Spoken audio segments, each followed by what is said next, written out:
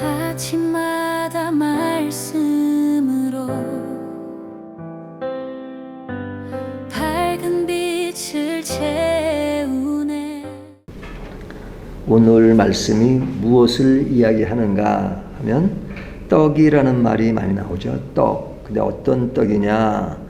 하늘에서 내려온 생명의 떡이다 라고 예수님이 말씀하십니다. 나는, 그러니까 자신이 하늘에서 내려온 생명의 떡이다 이렇게 이야기하니까 유대인들이 그 말씀을 이해하지 못하고 수군거립니다. 수군거린다는 것은 그 말에 동조하지 않는다는 것이죠. 그때 예수님은 내 살을 먹고 내 피를 마시는 자가 영생을 얻는다 이렇게 말씀하시죠. 이 말씀은 예수님과의 깊은 연합에서 온다는 사실, 그것을 이야기하는데 유대인들은 그 말을 지금 이해를 못하는 거죠. 그 이해를 못하는 그 흐름, 예수님의 말씀하시는 것과 유대인들이 이해하는 것이 서로 이해가 안 되니까, 서로가 아니라 유대인들이 이해가 안 되니까 지금 이야기를 하지만 이렇게 수평성을 걷고 있는 겁니다. 서로 합치가 안 되고 예수님 말씀을 유대인들이 이해 못하니까 지금 그 이야기가 하나로 모아지지 않는 그런 이야기를 오늘 본문이 하는 것이죠. 자, 그러면 무엇이 다른 것이냐? 예수님이 하시는 말씀과 유대인들이 이해하는 것이 뭐가 다른 거냐? 유대인들의 관점에서는 이 말을 어떻게 이해하냐면 지상적인, 그러니까 이 땅에서의 어떤 물질적 차원에서 이 말씀을 이해하는 거죠. 그러니까 예수님이 떡을 말씀하시니까 그 육체적인 떡을 생각하잖아요. 우리가 먹는 실제적인 떡. 이것을 유대인들이 생각하는 겁니다. 그러니까 눈에 보이는 현실, 혈통, 출신 이런 관점에서 예수님을 말씀을 이해하려니까 도무지 이해될 수 없는 말이죠. 그러니까 예수님은 그 말씀 속에 상징과 영적 진리로 이 말씀을 하시는데 그들은 물질적 차원에서만 이 말을 이해하려니까 도무지 이해될 수 없는 그런 이야기죠. 예수님의 관점은 하늘의 관점, 영적 진리 차원에서 이 말을 하는 것이잖아요.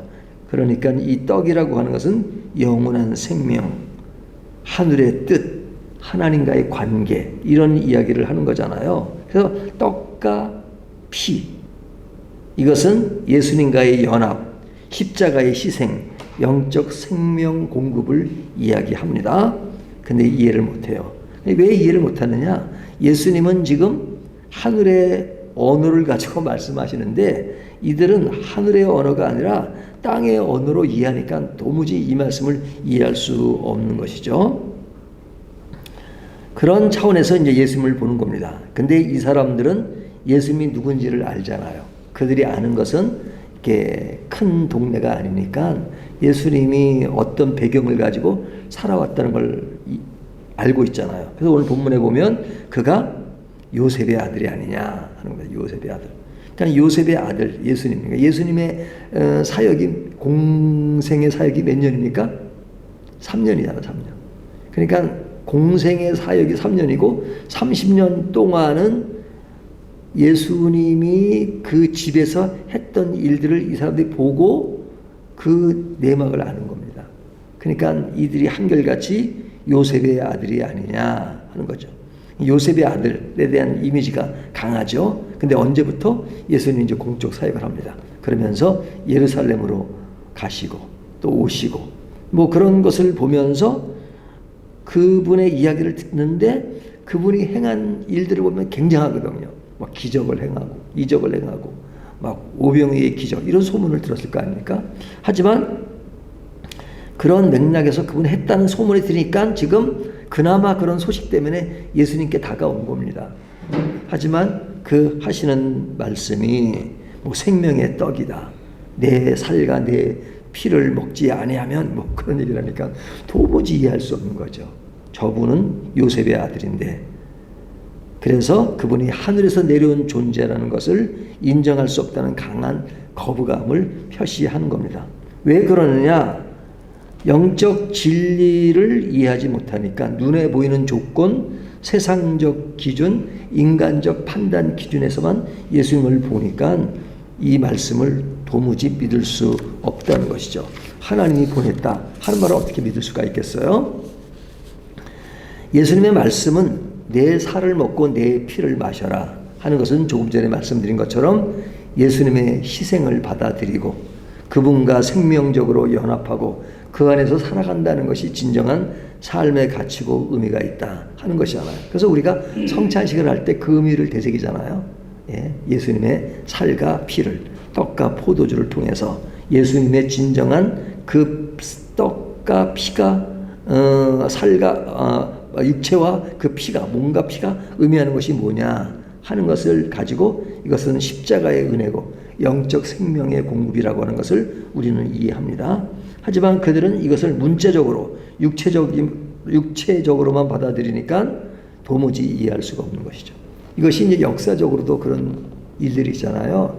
로마인들이 유대인들을 이렇게 핍박할 때, 그 이스라엘에 큰 불이 났을 때 이것은 이스라엘에 있는 기독교인들이 행한 것이다 하는 그 기독교인들에게 뒤집어 씌우는 그런 그 사건이 있었잖아요. 역사적 사건이. 근데 그때 이제 유대인이 아니라 기독교인들을 이건 아주 이게 그 아주 이상한 사람으로 보기 위해서 했던 말이 있잖아요. 저 사람들은 식인종과 같다. 그래서 그들의 교리를 보면 사람의 피와 살을 먹는다. 피와 살을 먹는다.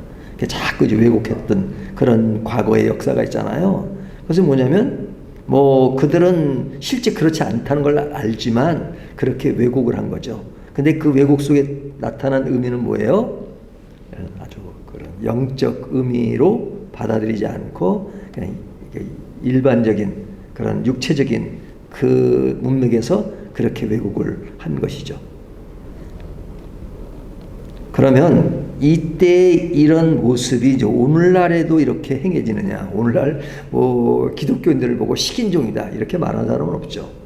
기독교가 우리나라의 경우도 많은 교회가 있고 많은 신자들이 있기 때문에 뭐 이렇게 말하는 사람이 없습니다. 믿지 않는 사람도 기독교인들을 보고 식인종이다 이렇게 말하는 사람은 없죠.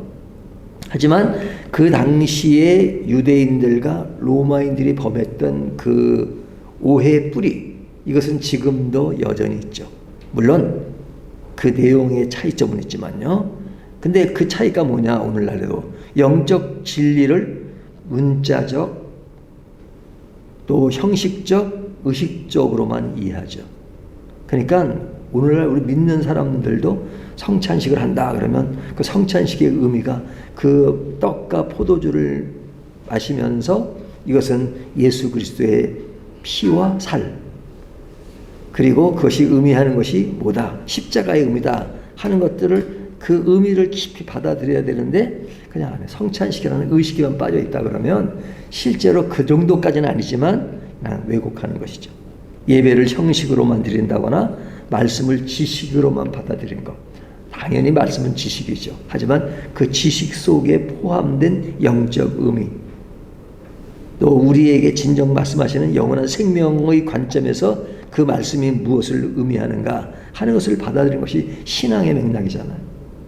하지만 그렇지 않으면 당시 사람들이 요셉의 아들로 예수님을 보았던 것처럼 우리도 내 삶의 주인으로 예수님을 받아들인 것이 아니라 그냥 도움을 주시는 분, 문제를 해결해 주는 분, 종교적 위로자 정도로 받아들이면 사실은 그와 같은 것과 다를 바가 없는 것이죠. 그래서 우리가 말씀을 보면서 영적 언어의 메시지를 늘 받아들이는 것이 굉장히 중요하죠. 오늘날 우리 한국교회를 어렵게 했던 그것이 기복신앙이잖아요. 기복신앙적인 그 언어, 그런 이미지가 이제 우리에게도 작용하면 늘 예수 믿는 게 늘 평안함을 주시고 안락함을 주시고 풍성함을 주시고 뭐 그런 맥락만 이해하잖아요. 당연히 그렇게 하시는 분이죠. 하지만 그 관점으로만 예수님을 보는 것은 너무너무 예수님의 오심을 축소시키는 거잖아요. 예수님은 우리의 주님이시라는 것, 우리의 생명을 영원토록 영원한 것으로 만들어 주신다는 것, 그것에 포인트가 있고 영원한 구원을 이루는 것인데 그것을 너무너무 축소시켜가지고 그냥 내 삶에 유익되는 것만 생각하면 그 큰 것을 가지고 작은 것에만 매몰된다는 건 너무너무 슬픈 일이죠. 그렇다면 우리가 오늘 말씀을 어떻게 바로 이해하느냐? 말씀을 영적 언어로 듣는 훈련이 필요합니다. 영적 언어. 영적 언어. 예수님의 말씀은 언제나 하늘의 관점에서 이해돼야죠. 문자적 해석에 머물지 말고 말씀의 의도와 본질을 늘 묻고 깨닫고 그것의 의미를 찾는 것. 그래서 그 의미를 찾는 것은 뭐냐면 사실은 떡과 포도주라고 하지만 이것은 영적인 연합입니다. 연합. 예수님과 나와는 한 몸이다. 예수님께서 너희와 나는 한 몸이다 하시는 거잖아요. 어떻게 우리가 살과 피를 먹을 수가 있습니까? 그것이 아니라 예수님과 나는 한 몸이다. 또 한 연합이다. 하는 그 예수님과의 어떤 깊은 관계, 이 관계를 의미하는 거잖아요. 예수님께서 말씀하시는 너희는 내 안에 거하고 내가 너희 안에 거한다 하는 그 말씀이잖아요. 그분의 생명에 참여하는 삶. 신앙은 지식이 아니라 그래서 관계입니다. 관계. 제가 늘 강조하는 것이 우리는 관계 쪽보다는 그냥 이렇게 어떤 그 하나 헬퍼로서의 예수님을 생각할 때가 많잖아요. 신앙은 관계입니다. 믿음도 관계고 또 우리의 모든 삶도 예수님과의 관계입니다. 성찬과 예배를 생명 공급의 자리로서 이해하는 것은 단순한 의식이 아니라 그리스도의 생명에 또 우리가 그 안에 포함되고 그 생명이 우리 안에 흘러 들어온다는 것. 이것이 바로 영적인 진리를 제대로 인식하는 것이죠. 세상적 기준이 아니라 하나님 나라의 기준으로 받아들이는 것. 그러니까 하나님 나라의 기준으로 받아들인다는 것은 이게 보이지 않는 거잖아요. 보이지 않는. 네. 보이는 것만 찾으면 문제가 되는 거죠. 당연히 보이는 것이 있죠. 하지만 보이지 않는 곳에서 그 의미를 찾고 그것이 보이는 관점에서 나의 삶을 유지하는 것. 그렇잖아요. 하나님의 뜻, 영원한 가치, 내적 변화 이런 게 보이지 않잖아요. 하지만 그런 것들을 보이는 관점으로 나의 삶을 유지하는 것. 이것이 믿음입니다. 믿음. 그러니까 믿는 사람들끼리나 믿지 않는 사람에게 우리는 그런 보이지 않는 것을 보이는 것이 뭡니까? 그런 어떤 성화된 그런 모습을 보이고 믿음으로 사는 사람은 저렇게 사는 것이구나. 어떤 삶의 태도로 보이는 것은 보이지 않는 것을 보여주는 겁니다. 보여주는 것.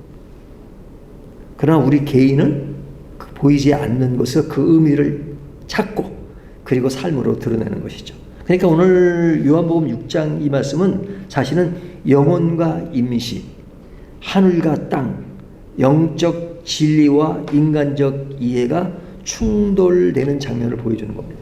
근데 우리는 충돌되는 것이 아니라 그것을 진짜 어떤 유대인들의 어떤 인간적인 언어로 이해하는 것이 아니라 예수님이 말씀하시는 하나님 나라의 언어로서 이해하면 이것이 보통 뜻이 아니구나 하는 것을 느끼게 되죠. 예? 이것이 안 느껴지면 두 평행선을 가는 겁니다. 예? 하나님은 늘 말씀하시는데 인간은 늘 이해를 못해요. 왜?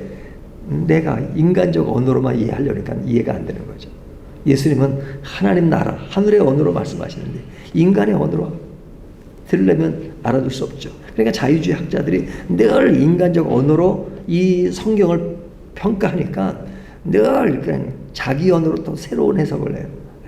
뭐 예수님이 물 위로 걸으셨다면 걷는 것이 아니었고 또 뭐 그때는 갈대가 많았는데 뭐 더 타는데 뭐 하여튼 이론은 풍부해요.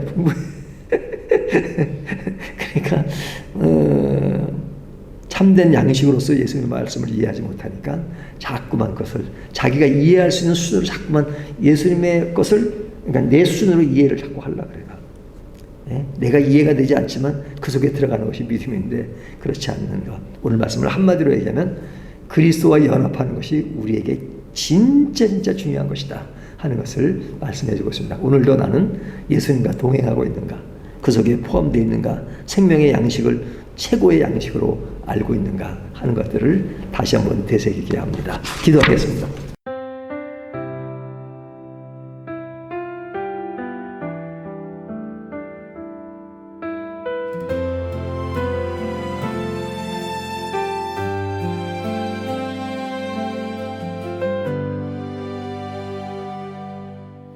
아침마다 말씀으로